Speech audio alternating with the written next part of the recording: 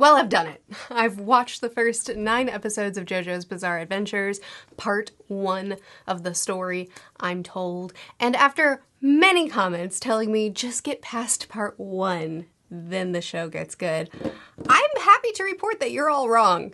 I loved this from the first episode. As a fan of wonderful series like Hitchhiker's Guide to the Galaxy, Discworld, One Piece, I love absurdity! And this show not only is completely absurd, but it leans into it and is perfectly self-aware, and I had the best time watching the first 9 episodes, part 1.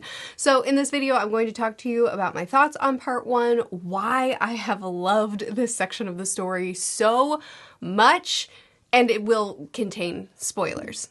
I don't really think that matters though. So the story starts off with a carriage wreck and an attempted grave robbery. Unfortunately for him, Mr. Joestar and his baby are still alive. Fortunately for him, Mr. Joestar assumes that he's doing good and gives him an IOU, which the grave robber uses to give his son, Dio, a chance at being the crook he always dreamed he could have been. Enter Jojo Joestar. I realize that the nickname Jojo probably comes from mashing his first and last name together, Joseph Joestar, but let me have this, because if I call him Jojo Joestar, then I'm only one step away from calling him Jojo Jojo. Anyway, Jojo Joestar is a sweetheart of a boy who believes in honor and defending those who need help. He has a loving bond with his sweet doggo, which Dio kicks the moment he arrives on scene and then burns in the furnace. But also Jojo was like a little mean to him, you know, and completely unprovoked. So, I mean, it's kind of all Jojo's fault. Anyway, Father Joestar adopts Dio into the household and orders the staff to treat him as his own son. Then he proceeds to treat his own son as the lesser son. So Dio successfully wins over the Joestar household and then slanders Joestar to all of his friends so that he wins them over too.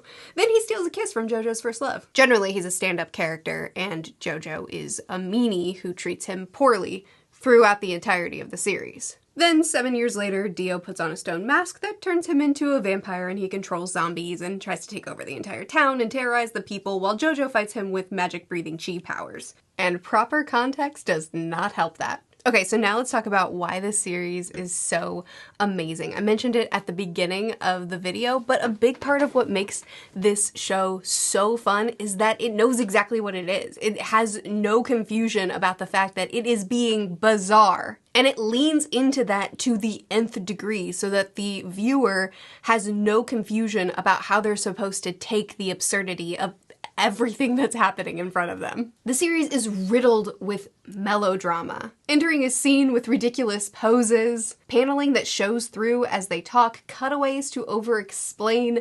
everything, exclamations of extreme emotions, and oh, the monologuing. Your house is on fire and you're about to fall into a fiery pit? I bet there's minutes worth of monologuing here. We get a monologue while playing with your frenemy's jugular, getting split in half while monologuing, getting split in half while monologuing again, getting your head cut off while monologuing, getting your head cut off while monologuing again. And yes, things move pretty fast in this series, but if you're ever confused, don't worry. There's always a speed wagon hanging around in the background, stomping through puddles after Jojo and Zeppeli have skipped across the water, with his socks sopping wet, ready to give commentary on whatever is going on. Jojo is kind of a superstar. He is a morally good character, always trying to do what's best. He is a prodigy of Hamon, the magical thing that I mentioned earlier, breathe in, karate chop out, to the point that he hasn't even learned how Hamon works,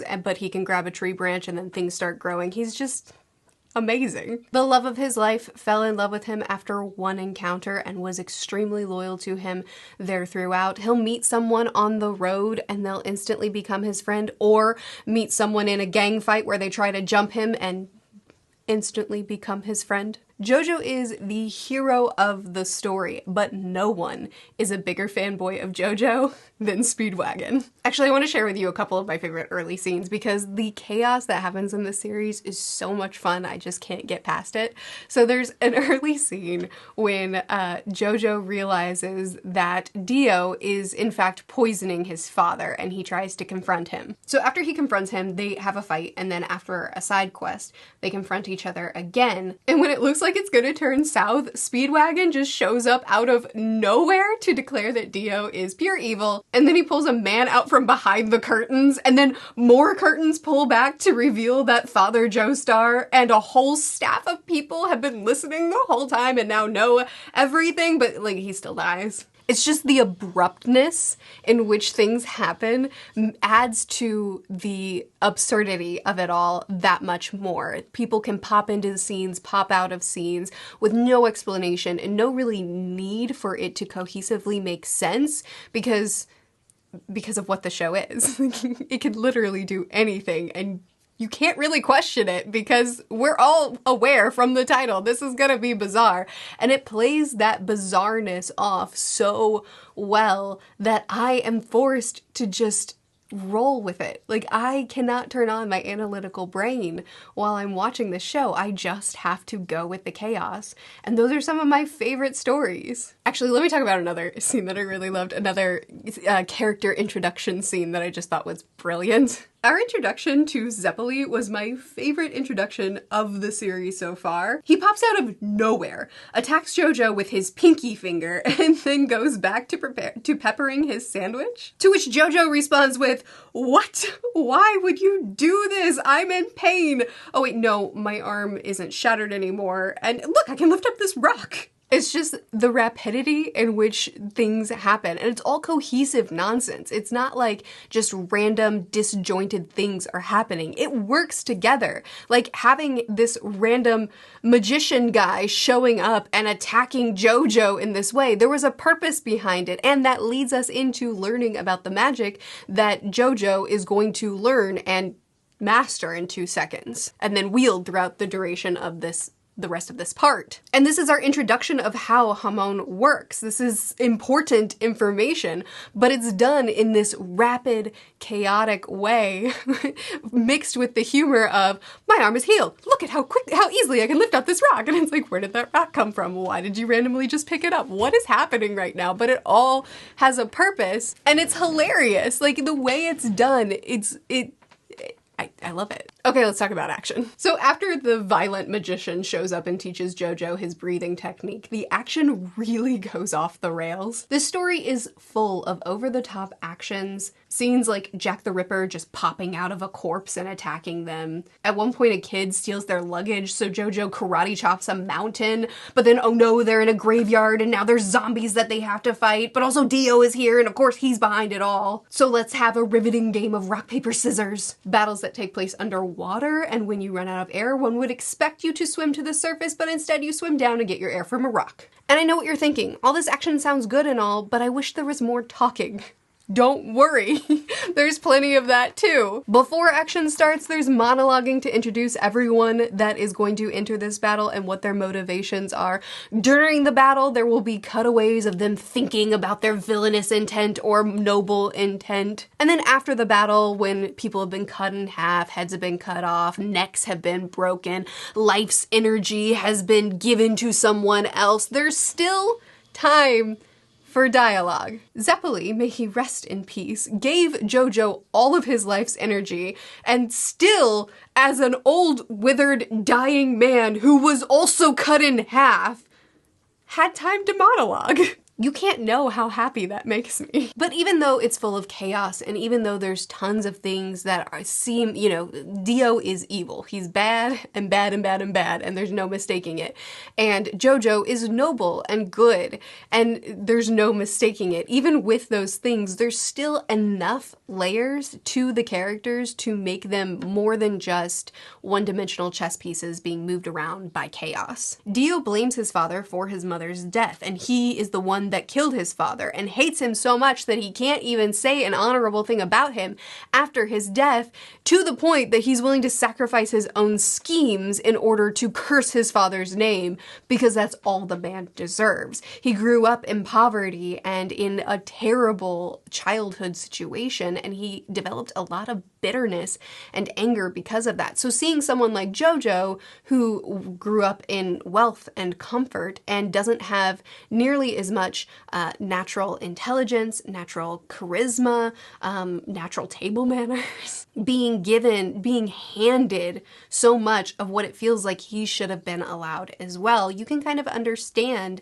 the complex and the bitterness that he leans into and embraces. Jojo, too, he may have taken some things for granted growing up, and things may not have come intellectually as easily to him as it did for Dio, but he also loves the life that he was given. He respects his father and loves him deeply. He's grateful for what he has, and he doesn't want to abuse the things that have been given to him. They work as great opposites that the fates have kind of pulled together and forced into this relationship that forces them to push themselves to be as strong and as overpowered as they possibly can be. Knowing each other has progressed them to become what they are. Dio to continue to seek power to the point that it goes far beyond what his original goals were, and Jojo, someone who is pushed to continue to fight for what's right and to regain the agency back from people. There's no There's no confusion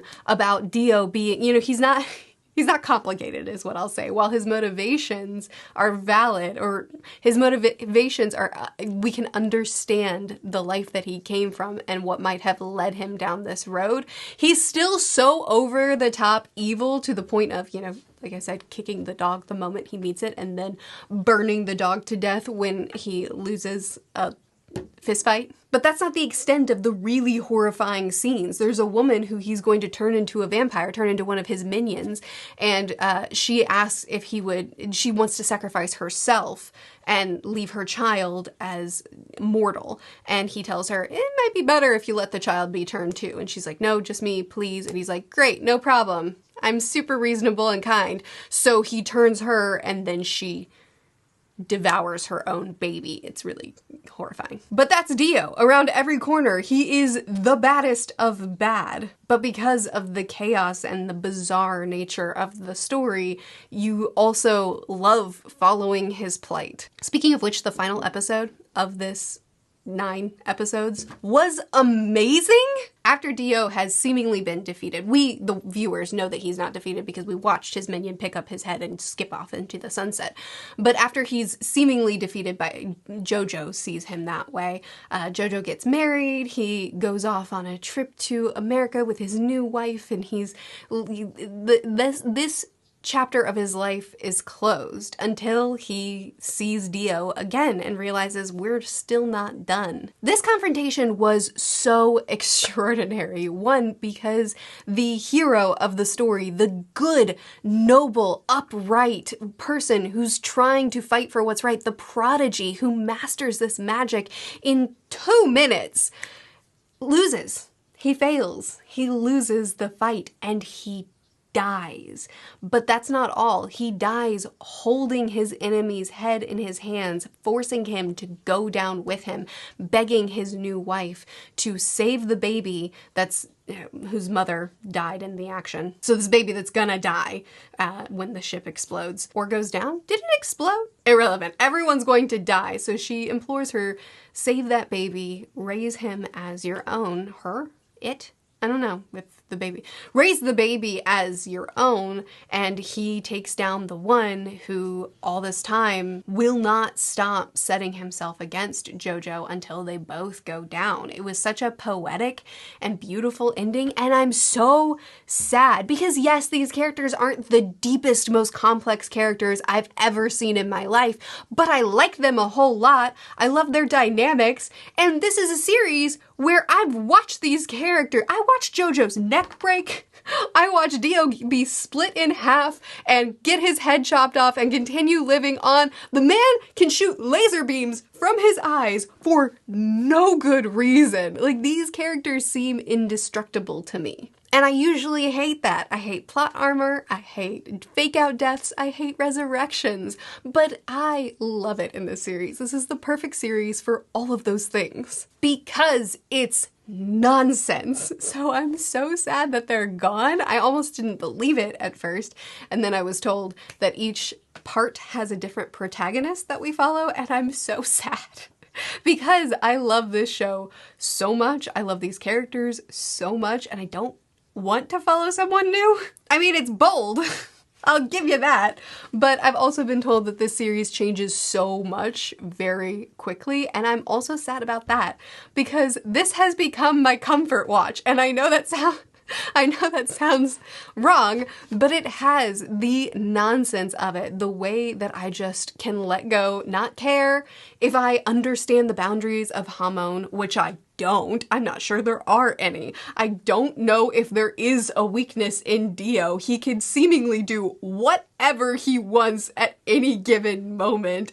Characters can go through the most ridiculous things and just bounce right back up. It seems like the most nonsensical thing in the world, but it leans into that. It knows what it is, which is why it's a comfort watch for me. At the end of the day, I can put on an episode, laugh, have a great time, and then go to sleep, and my day is great. I don't want it to change. I want this. I want more of this. So I am nervous about the next part. But I have loved the time that I've had with part 1. And I was nervous that I wouldn't because everybody was saying part 1, oh no, get past part 1 and then it gets good. Well, I'm afraid that part 2 is gonna ruin what part 1 did because it was so good. Anyway, I am gonna go straight into part 2 and I'm very excited about it. Let me know if you are interested in continuing thoughts. I'm fine with just doing the one initial thoughts video and then watching until I'm caught up and then just doing a live stream hanging out with anyone who wants to be there to talk about the series as a whole.